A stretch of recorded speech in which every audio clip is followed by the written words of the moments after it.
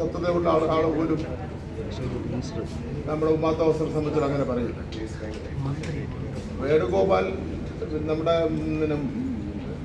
പത്മജ ഇപ്പം BJPയിലെ പ്രവർത്തകയാണ്. അങ്ങനെയാണെങ്കിൽ പോലും BJPയിലെ പ്രവർത്തകയാണെങ്കിൽ പോലും അങ്ങനെ പറയാൻ വേണ്ടി പാടുണ്ടോ? സൈബർ ആക്രമണം അങ്ങനെ നടത്താൻ വേണ്ടി പാടുണ്ടോ? അപ്പം അതെല്ലാം നിരന്തരമായി ഇവരുടെ എല്ലാം പിന്തുണയോടുകൂടി രാഹുൽ മാങ്കൂട്ടം അടക്കമുള്ള ഈ സിൻഡിക്കേറ്റിൻ്റെ ക്രിമിനൽ സിൻഡിക്കേറ്റിൻ്റെ പിന്തുണയോടുകൂടിയാണ് ഈ കോൺഗ്രസിൽപ്പെട്ട അല്ല മറ്റു രാഷ്ട്രീയ പാർട്ടിയിൽപ്പെട്ട സ്ത്രീകൾക്ക് നേരെ ആക്രമണം നടത്തിക്കൊണ്ടിരിക്കുന്നത്. അപ്പം അതുകൊണ്ട് കേരളത്തിലെ ജനങ്ങൾക്ക് ഇതിൽ സത്യസന്ധത ബോധ്യപ്പെടണമെങ്കിൽ ഇയാളെ പാർട്ടിയിൽ നിന്ന് പുറത്താക്കിയ ഒരു മാതൃക സൃഷ്ടിക്കണം.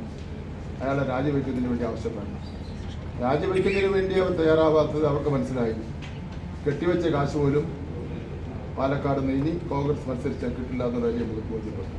അതിൻ്റെ അടിസ്ഥാനത്തിലാണ് രാജിയിൽ നിന്ന് ഒഴിവാകുന്നത് എന്ന് പങ്കെന്തരണ അവർ പറയുകയും ചെയ്യും.